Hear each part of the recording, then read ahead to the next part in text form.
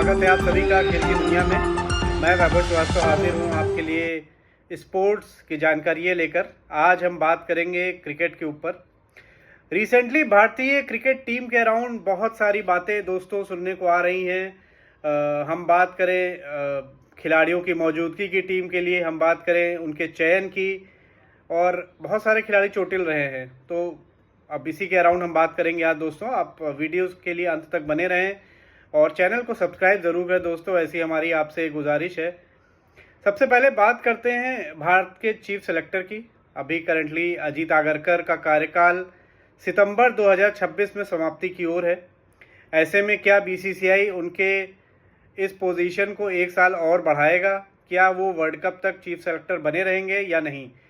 चर्चाएं बहुत तेज़ हैं कि हो सकता है लक्ष्मण को उनकी जगह दे दी जाए। वीवीएस लक्ष्मण, जिन्होंने भारतीय टीम के लिए बहुत कुछ किया है, वो अंडर 19 की टीम के साथ, वो भारत ए टीम के साथ, और कई बार भारत की टीम के साथ भी उन्होंने दौरे किए हैं और उस समय पे टीमें सफल रही हैं।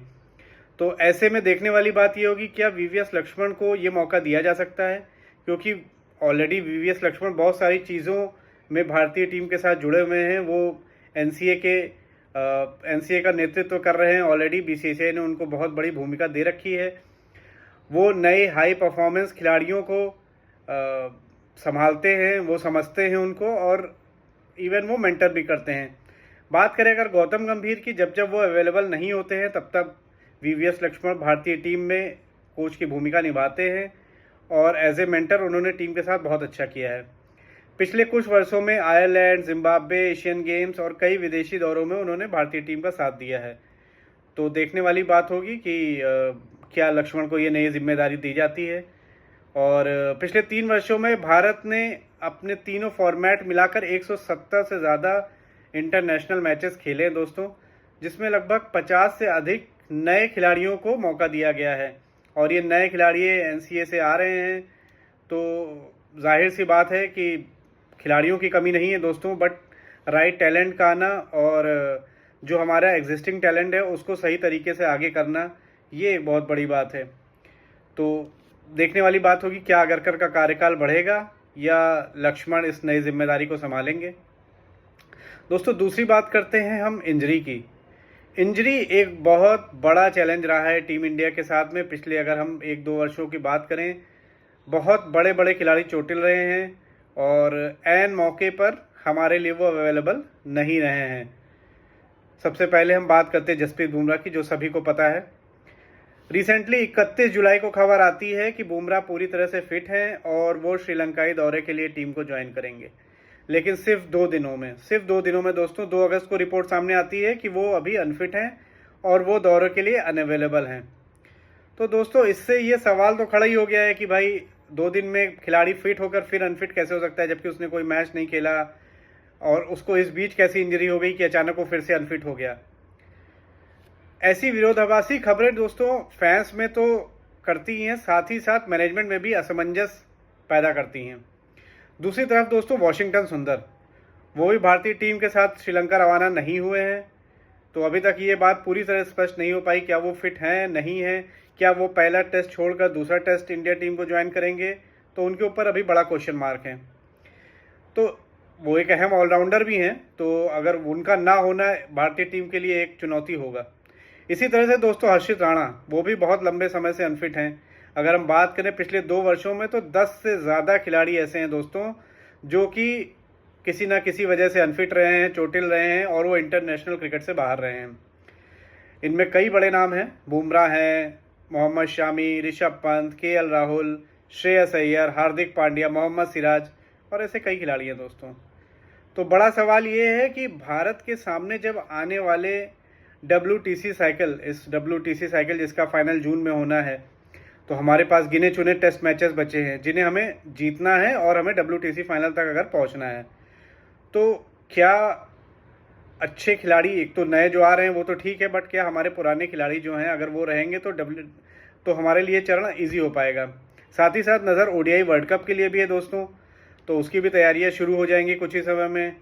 तो इस समय पे प्रमुख गेंदबाज और ऑलराउंडर अगर फिट नहीं होंगे तो इसका सीधा सीधा असर भारत की योजनाओं पर पड़ने वाला है। तीसरी बड़ी चीज़ ये है दोस्तों, जो खबरों का बाजार काफ़ी गर्म है, वो है मोहम्मद शामी। मोहम्मद शामी को लेकर चयनकर्ताओं की सोच क्या है, ये अब तक क्लियर नहीं हो पा रही है दोस्तों। हाल ही में अलग अलग प्रेस कॉन्फ्रेंसेस हुई, जिसमें अजीत अगरकर का कहना ये था कि शमी अभी भी इंटरनेशनल क्रिकेट खेलने के लिए फिट नहीं है। लेकिन दूसरी तरफ मोहम्मद शमी कह रहे हैं कि भाई मैं तो पूरी तरह से फिट हूँ, लगातार क्रिकेट भी खेल रहा हूँ, और वो सभी को दिख रहा है। सभी ने देखा कि वो रणजी में या और डोमेस्टिक क्रिकेट मैचेस में कितना अच्छा खेल रहे हैं, वो विकेट्स भी ले रहे हैं, वो लंबे स्पेस भी फेंक रहे हैं। तो मुझे नहीं पता अगरकर साहब को ये न्यूज़ कहाँ से आ रही कि वो अनफिट हैं। तो अगर मोहम्मद शामी जैसे टैलेंट को मौका नहीं मिलता है तो I don't know 2027 world cup के लिए हम कितना तैयार हैं, क्योंकि बुमराह तो चोटिल रहते हैं। वी डोंट नो कि वो लगातार 10-12 मैचेस खेल पाएंगे वर्ल्ड कप में या नहीं। ऐसे में अगर मोहम्मद शामी जैसा टैलेंट अगर हमारे पास नहीं होगा तो हम नए खिलाड़ियों पर भरोसा करके विदेशी परिस्थितियों पर कैसे जीतेंगे, ये बहुत ही संदेहास्पद है दोस्तों।